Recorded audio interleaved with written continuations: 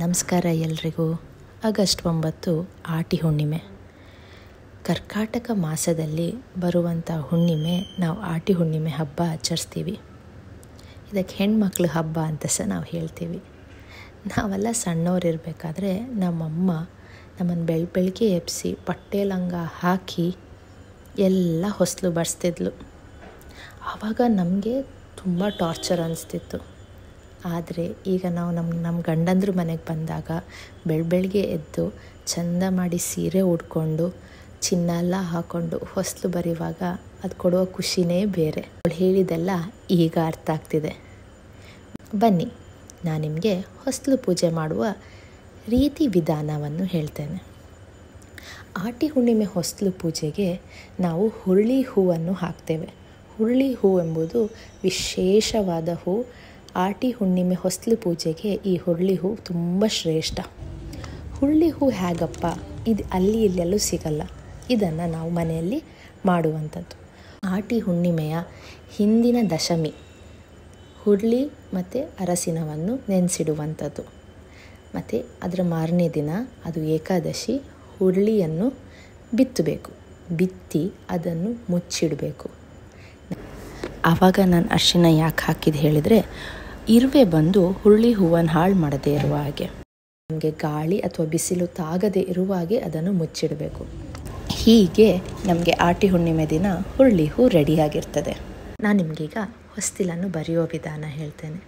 ಸುರುವಿಗೆ ನಾವು ಹೊಸ್ಲನ್ನು ತೊಳ್ಕೊಂಡು, ಕೆಲವರು ಶೇಡಿಯಲ್ಲಿ, ಕೆಲವರು ರಂಗೋಲಿ ಪುಡಿಯಲ್ಲಿ, ಮತ್ತು ಕೆಲವರು ಶೇಡಿ ಪುಡಿಗೆ ನೀರು ಹಾಕಿ ಬತ್ತಿಯಲ್ಲೂ ಹೊಸ್ಲನ್ನು ಬರಿತೇವೆ. ಆದರೆ ನಮ್ಮ ಕಡೆ ನಾವು ಶೇಡಿಯಲ್ಲಿ ಹೊಸಲು ಬರೆಯುವಂಥದ್ದು. ಹೊಸಲನ್ನು ಬರೆಯುವಾಗ ಗೆರೆಗಳನ್ನು ಕೆಳಗಿಂದ ಮೇಲೆ ಎಳೆಯುವಂಥದ್ದು ನಮಗೆ ನಮ್ಮ ಗುರುಗಳು ಅನಂತಕೃಷ್ಣಾಚಾರ್ಯರು ಶಿಬಿರದಲ್ಲಿ ಹೇಳಿಕೊಟ್ಟದ್ದು. ಒಬ್ಬರೊಬ್ಬರು ಮನೆಯಲ್ಲಿ ಒಂದೊಂದು ಥರ ಡಿಸೈನ್ ಇರ್ತದೆ. ನಿಮಗೆ ಹೇಗೆ ಬೇಕು ಹಾಗೆ ಬರಿಬೋದು. ಒಂದು ಪಕ್ಷದಲ್ಲಿ ನಿಮಗೆ ಡಿಸೈನ್ಸ್ ಗೊತ್ತಿಲ್ಲ ಆದರೆ ನಮ್ಮ ಪೇಜಲ್ಲಿ ಇದೆ, ಹಾಗೂ ಬರಿಬೋದು. ಹೀಗೆ ಹೊಸಲು ಬರೆದ ಮೇಲೆ ಹಲಸಿನ ಬೀಜವನ್ನು ಸಹ ನಾವು ಬೇಯಿಸಿ ಇಟ್ಕೊಳ್ತೇವೆ. ಹುರುಳಿ ಹೂ ಹೇಗೆ ಶ್ರೇಷ್ಠವೋ ಹಲಸಿನ ಬೀಜ ಸಹ ಇವತ್ತು ಹೊಸಲಲ್ಲಿಡಲಿಕ್ಕೆ ಅಷ್ಟೇ ಶ್ರೇಷ್ಠ. ಹೊಸಲು ಬರೆದ ಮೇಲೆ ಹೊಸಲಿನ ಎರಡು ಬದಿಗಳಿಗೆ ಹೂಗಳನ್ನಿಡುವಂಥದ್ದು. ಹುರುಳಿ ಹೂ, ನಂದಿ ಬಟ್ಲು ಹೂ, ಯಾವುದೆಲ್ಲ ಹೂಗಳಿದೆ ಅದೆಲ್ಲ ಹೂಗಳನ್ನಿಡುವಂಥದ್ದು.